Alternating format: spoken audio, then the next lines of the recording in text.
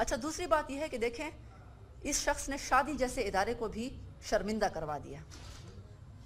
شادی کرو طلاق دو، شادی کرو طلاق دو. تو شادی جیسے انسٹیٹیوشن کو، جیسے مقدس انسٹیٹیوشن کو اس شخص نے، یعنی طلاق جو ہے وہ اسلام میں ایک ناپسندیدہ بات ہے، تو طلاق کا سسٹم بھی اس نے پاکستان میں انٹروڈیوس کروا دیا، جس کی وجہ سے پاکستان میں طلاق کا ریٹ جو ہے وہ بڑھ رہا ہے. کیونکہ جب آپ کا یہ جو آپ کے حکمرانی کرنے والے لوگ جب اس قسم کے کام کریں گے تو پھر وہ معاشرے میں بھی پھیلے گا.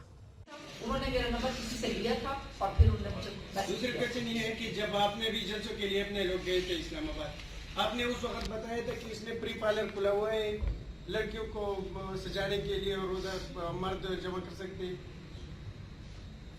جی آپ ان کی ویڈیوز موجود ہیں. انہوں نے مفت پارلر، بیوٹی پارلر سہولیات کا انتظام کیا ہوتا ہے خواتین کے لیے کہ وہ بناؤ سنکھار کریں مفت میں، اور تاکہ اس سے پھر لڑکے آئیں، پھر وہ رش جو ہے وہ ان کے دھرنوں اور جلسوں میں بڑھے. اور جو پروفیشنل ڈانسر عورتوں کو یہ لے کر آتے ہیں پی ٹی آئی کرائے پر لے کر آتے ہیں، اور وہ جو ہے وہ شریفوں کی بھیس میں لے کر آتے ہیں. جو پروفیشنل ڈانسر عورتیں ہیں ان کو شریفوں کے بھیس میں لے کر آتے ہیں، خواتین کے بیچ میں بٹھاتے ہیں.